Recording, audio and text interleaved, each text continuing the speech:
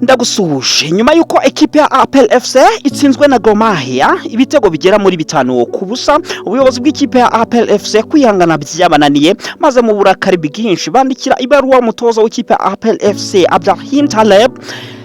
ikomeye cyane. Ibi byose byifashe bite? Ngiye nitwa Bomviva, yino yitwa Kingdom JBTV kuri YouTube ndetse no kuri TikTok. Niba warakanze subscribe ni byiza cyane ko nawe utarayikanda, this right now to subscribe me kugira ngo ujye uhorora ureba ibiganiro bya buri munsi ndetse tugenda ducishaho bigenda bicicikana ku isi hirya no hino. Ngwaye kaze ku murongo mugari wa internet, nitwa Bomviva.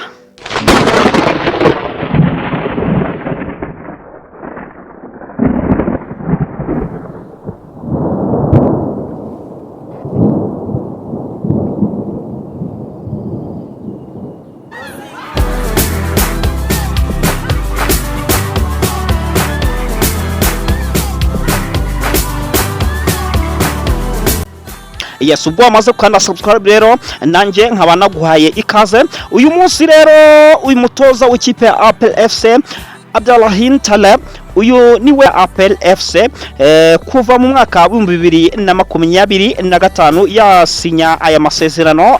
Mu byibuke neza ko yari Kamena amaze rero gusoza umwaka ahita yongererwa n'andi masezerano. Ni nyuma yuko rero yari amaze kwitwara neza muri championnat y'ubushize, hanyuma ekipe ya APER FC irongera imuha andi mahirwe yo kongera kuyibera umutoza. Ubu rero uyu mutoza rero ejo ku munsi w'ejo hashize yakoze ibara. Ni match rero yaje kuba itangira ku isa moya z'umugoroba, yari tariki 24 z'ukwezi kwa karindwi umwaka wa 2026 Kigali Pele Stadium. Hanyuma uyu mukino niho wari urimo kubera. Humeka. Umutoza rero yaje kuba akora ibara yakoze mutinirihe rero mwoka byaramwe mutinirihe Sekafa Kagame Cup cyabaho ntabwo ekipe ya APER FC yari tungurwa ngo itsinzwe ibitego bigera muri 5 ku busa, nibwo byari bibaye mwoka byaramwe. Ibingibi rero byaje kuba n'induru ikomeye cyane ubwo umukuru w'igihugu yarakigera mu kibuga kuri stade akinjira. Igitego cya gatatu cyahise kinyobwa k'ikipe ya Gomahia. Ubwo rero yari komeje kwataka ekipe ya APER FC yibuze neza. Ubwo umukino wakomeje ujya mbere umukuru w'igihugu arimo no kwihera ijisho. Igitego cya kane kiba kirinjiye. Umukuru w'igihugu ati se mwoka byaramwe iyi kipe noneho mwoka byaramwe yewe aravuga ati muri kunsebya abarasosa arigendeye. Ariko ni igisebo kuri ekipe ya APER FC. Ibi byose rero na undi muntu bahise babihirikiraho. Muti byagenze bite rero? Aha niho story itangiriye. Iyi ekipe ya APER FC yatsinzwe ibitego bigera muri 5 n'ikipe ya Gomahia. Ibi bitego rero ikaba bitsinzwe mu mukino wa mbere wa Sekafa Kagame Cup. Umwuka muri APER FC ntabwo ari mwiza, ni ukuvuga ngo donko iyi ni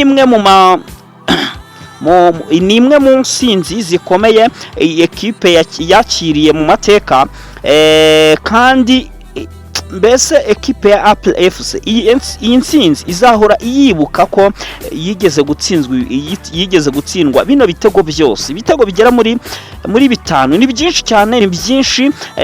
Nyuma y'umukino rero umuvugizi wa APER FC muramuzi Jangwan yaje kuba afata umwanya aravuga ati nukwihangana yihanganishije abafana b'ikipe ya APER FC, ababwira uburyo ki ekipe za Arsenal zagiye zitsindwa ibitego agahishyi, ekipe za Barcelona zagiye zitsindwa agahishyi, ariko ibyo yararimo byose yasaga n'ari guta muri Huye. Ntabwo abantu babyumvaga neza, ntabwo babyumvaga mwoka byaramwe, mu gihe abakunzi b'ikipe ya Rayon Sport bari barimo kwishimira mu bicu.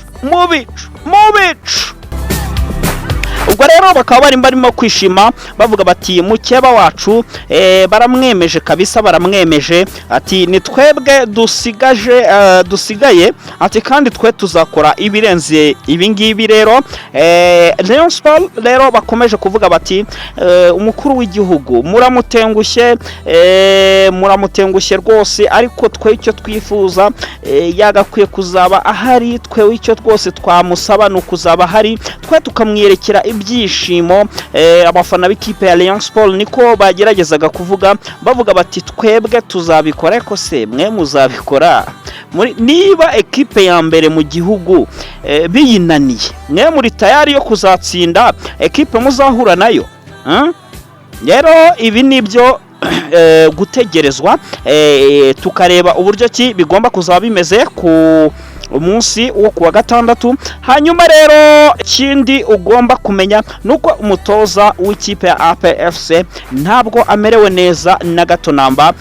Mu gitondo rero cyo kuwa 25 nibwo batari bafata n'ifunguro muri mess, ubwo ndavuga breakfast, batari bafata breakfast. Ni inama y'igitaraganya yahise ivuka kabisa, bababaza bati ese ibintu twumvise byari indoto, byagenze biti? Ibitego babakubise cyangwa nuko twari turi kurota ntabwo match iraba? Ubwo rero umutoza nawe mu kimwaro cyinshi n'isoni aravuga ati nanjye nabonaga bihita y'amahinga data. Aravuga ati nanjye nabonaga bihita, nkuko bamwita mbona bihita, ariko nyine uguri kumva ko ni ikibazo kitoroshye. Ubwo rero n'ibaruwa rugeretse bahise bamwandikira ibaruwa ivuga iti wowe turakwandikiye bwana zina, barikiraho ati wowe rwose twarakwizeye ariko utangiye kudutenguha, sinzi ibyo urimo, ariko twagira ngo tukumenyeshe ko uyu mukino nuri kukuburira ko niwongera gutakaza ukadukorera ibintu nk'ibi ngibi byamfura mbi, uri kubona kudusebeje, uzaba uri mu marembera, uzahita uwirukanwa.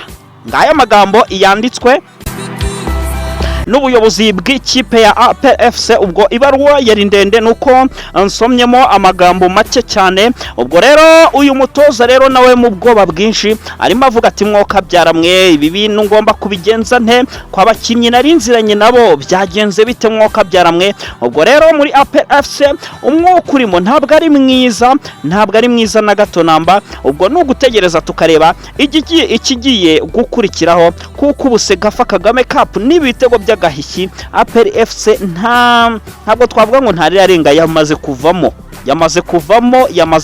pe, yamaze kuvamo ibitego 5 ni byinshi, kandi murabizi ko hazamuka ekipe imwe gusa. Ubwo rero ikipe ya Nyuma ishobora kuba ifite amahirwe yo kuba yazamuka ari ya mbere muri itsinda ririmo ekipe ya APER FC. Njyane twa Bombiva yitwa Kindo mu JBTV, ndagushimiye kandi ugira ibihe byiza.